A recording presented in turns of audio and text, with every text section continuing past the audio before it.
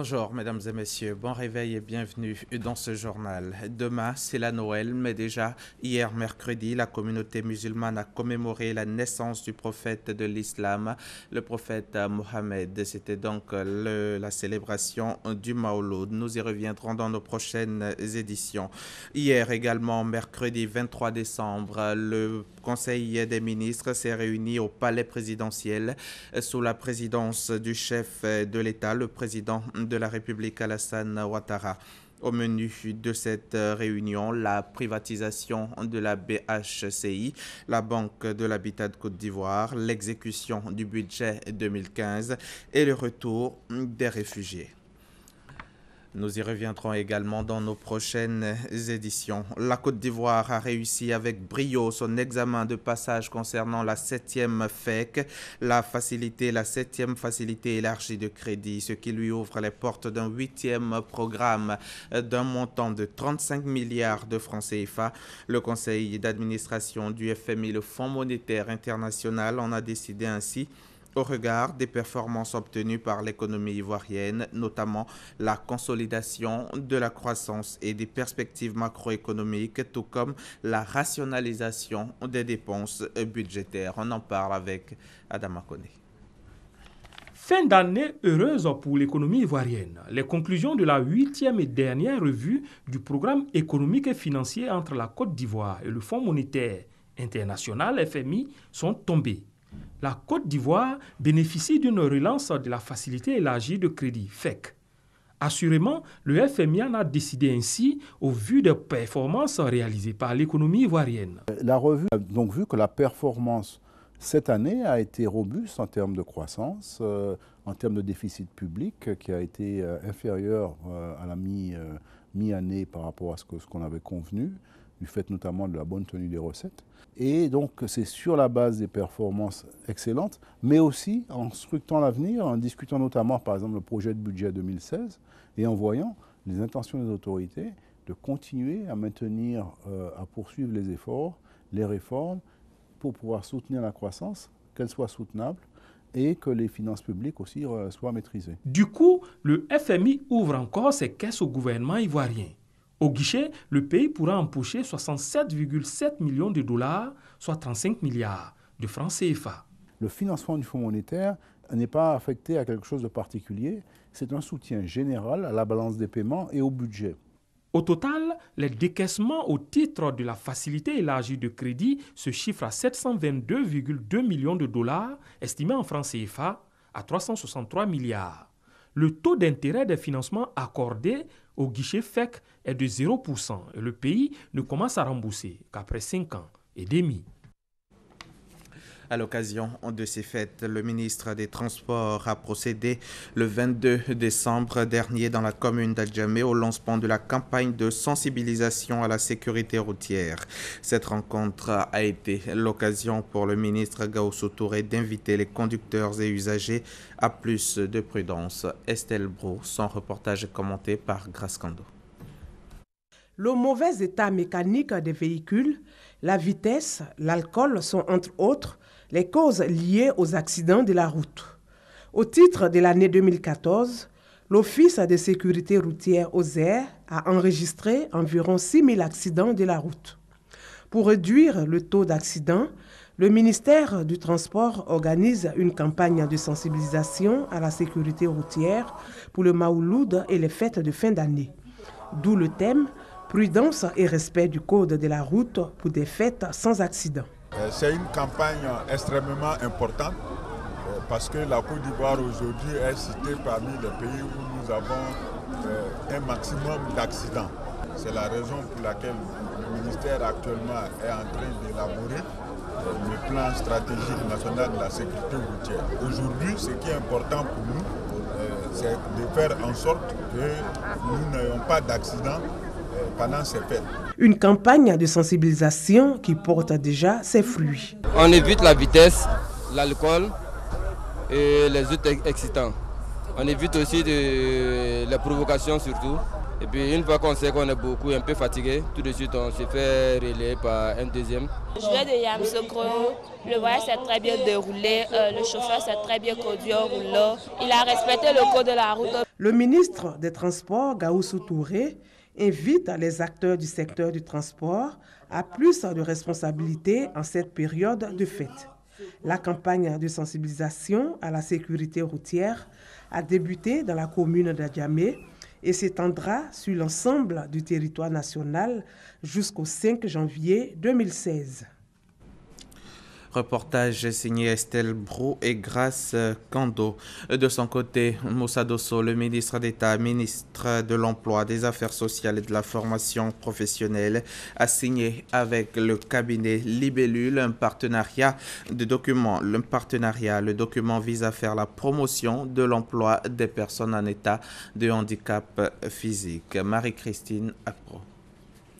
On ne peut aller bien loin dans la vie si l'on ne commence pas par faire quelque chose pour quelqu'un d'autre. C'est tout le sens du partenariat signé ce mardi 22 décembre entre le ministère de l'Emploi et le cabinet de recrutement, la Libellule. Un partenariat qui permettra à des personnes handicapées de s'insérer dans le circuit professionnel. À travers cette signature de convention, l'État nous démontre son engagement naturellement vis-à-vis des personnes handicapées pour régler la situation problématique de l'emploi des personnes handicapées. Dans ces parapheurs, les clauses du partenariat, elles vont de l'accompagnement, la formation à la sensibilisation des entreprises sur l'insertion socio-professionnelle des personnes vivant avec un handicap.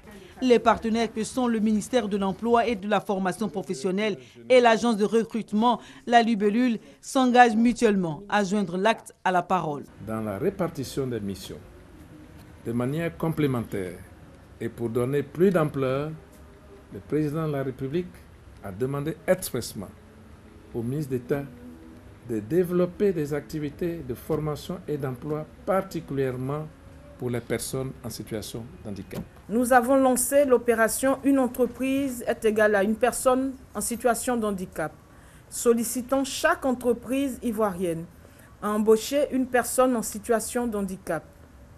L'opération d'insertion des personnes jugées vulnérables concerne l'ensemble du territoire. Elle va durer 1 an renouvelable. Pour rappel, 300 personnes en situation de handicap ont intégré la fonction publique sur décision du Conseil des ministres du 14 janvier dernier. Reportage Marie-Christine Akpro et Gabriel Zani. ANAFESI, l'Association nationale des femmes ferrailleurs de Côte d'Ivoire, aide 70 de ses membres à faire prospérer leurs activités. 10 millions de francs CFA sont repartis entre ces 70 femmes ferrailleurs. C'est une action qui vient encourager ces dames qui ont choisi comme métier la vente de pièces détachées et le fer. Le reportage de Eric Goré. 800 femmes qui unissent leurs forces pour s'entraider. Grâce à des cotisations, elles ont obtenu 10 millions de francs CFA. Cette somme a été repartie entre 70 femmes, membres de l'Association des femmes ferrailleurs de Côte d'Ivoire. Une association qui œuvre pour la promotion des femmes qui exercent dans ce domaine d'activité. Le représentant du ministre du Commerce, de l'Artisanat et de la promotion des PME demande aux bénéficiaires de faire bon usage des sommes reçues. Le conseil que je leur donne, c'est d'en faire bon usage. L'Ivoirien nouveau, c'est l'Ivoirien qui est mieux organisé, qui a un état d'esprit, qui sait développer son activité. Durant une année, ces femmes ferrailleurs ont pu réunir 10 millions de francs CFA pour appuyer certains de leurs membres. La présidente de l'association sollicite un appui du gouvernement pour faire mieux.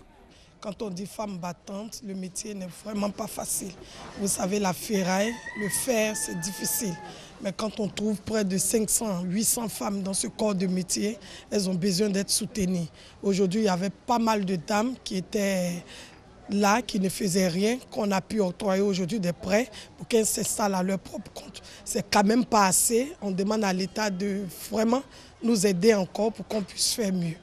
L'Association nationale des femmes ferrailleurs de Côte d'Ivoire a été créée pour l'autonomisation des femmes qui exercent dans ce domaine. Elle entend insérer d'autres femmes dans ce secteur. Les chèques remis aux femmes bénéficiaires varient de 50 à 300 000 francs CFA. Direction Soubré, où les responsables de l'ONG Ariel Glaser ont procédé à la remise d'une aire de jeu pour enfants à l'hôpital général. La cérémonie de remise officielle a eu lieu en présence du secrétaire général de la préfecture de Soubré. Objectif, offrir aux enfants un espace sain pour éviter tout risque de contamination. C'est ce que nous dit notre reporter Honorine Agnigori. Une aire de jeu pour enfants entièrement équipée, offerte à l'hôpital général de Soubré par l'ONG Ariel Glaser.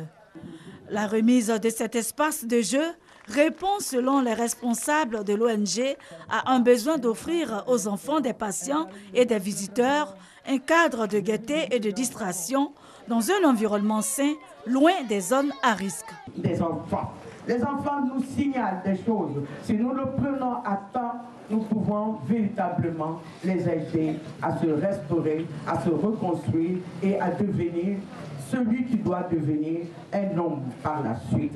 Je voudrais vous dire que ce n'est pas grand-chose, l'aire de jeu, mais nous pensons que c'était important, utile pour l'hôpital général de Soubré. Le premier responsable de l'hôpital a salué l'assistance continue de l'ONG Ariel Glaser à l'endroit de l'hôpital. Toutefois, il promet d'en faire bon usage. Quant aux responsables de cette ONG, ils entendent poursuivre leurs actions, notamment dans le renforcement du plateau technique de l'hôpital de Soubré, dans les activités de prise en charge du VIH-Sida, dans 72 structures sanitaires de la région de la Nawa. Pour leurs efforts et dévouement à la nation, 107 agents militaires ou civils du ministère de la Défense ont été décorés par la haute hiérarchie militaire. La cérémonie s'est déroulée lundi 21 décembre dernier au plateau en présence du ministre chargé de la Défense. C'était ainsi l'occasion de rendre un hommage à certains agents du dit ministère appelés à faire valoir leur droit à la retraite au titre de l'année 2015. Ahmed Traoré, Moussa Konaté. Le moment était solennel et la musique des forces armées distillait des messages à la gloire de ces valeureux travailleurs civils et militaires du ministère de la Défense. Au nombre de 107, ces hommes et femmes sont admis à faire valoir leur droit à la retraite cette année. Respectivement, ils sont élevés au grade de chevalier de l'ordre national, chevalier de l'ordre du mérite ivoirien et titulaire de la médaille des forces armées. Aller à la retraite ne doit pas faire peur, mais ce qui manque souvent, c'est l'anticipation, la préparation. On n'est jamais prêt. C'est pourquoi je vous invite, ceux qui ne sont pas encore, pensez chaque année, chaque jour, que tôt ou tard, vous irez à la retraite et que quand cela arrive, ça ne soit pas une complication. Ému par cette marque de reconnaissance de l'État à leur égard, le porte-parole des 107 récipiendaires a exprimé la satisfaction au nom des personnes décorées. Selon les autorités militaires, la décoration dans leur corporation est destinée à récompenser les hommes en tenue qui se sont distingués par leur dévouement à la nation. Fin de ce journal. Merci de l'avoir suivi. Très bonne célébration de Maouloud et joyeux Noël à tous les Ivoiriens.